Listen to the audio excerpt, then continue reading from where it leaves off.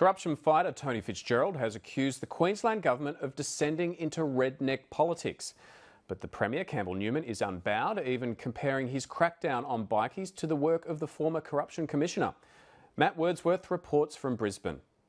The war against the bikies has become a standoff between two monumental institutions, the Premier versus the judiciary, after two alleged bikie gang members were granted bail. They are living literally in an ivory tower. That comment prompted Supreme Court Justice George Freiberg to halt a further bail hearing.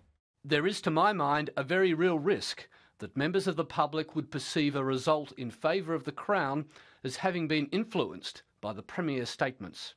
It's dividing the political and legal community. The Premier is entitled to have a view, and if that view is looked at in some quarters as not being well received, then that's their prerogative. It's clear that the majority of Queenslanders, we need to be clear that we have a separation of power and that the government needs to understand that. It's also drawn out 1980s corruption fighter Tony Fitzgerald, who blasted the Premier.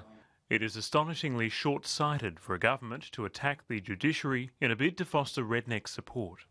The anti-bikie laws have already caught up the innocent. The Vietnam Veterans Motorcycle Club was raided on Friday, concerning its patron, federal Liberal MP Warren Entsch. I think we need to be just a little bit careful that there is no overzealous, if you like, enforcement on these laws. And there are a number of errors in the tough new legislation.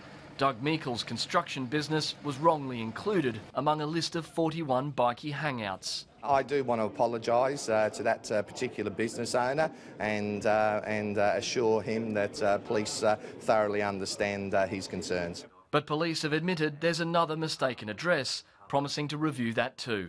It will become a living document in time. The Premier insists law-abiding riders have nothing to fear. Matt Wordsworth, Late Line.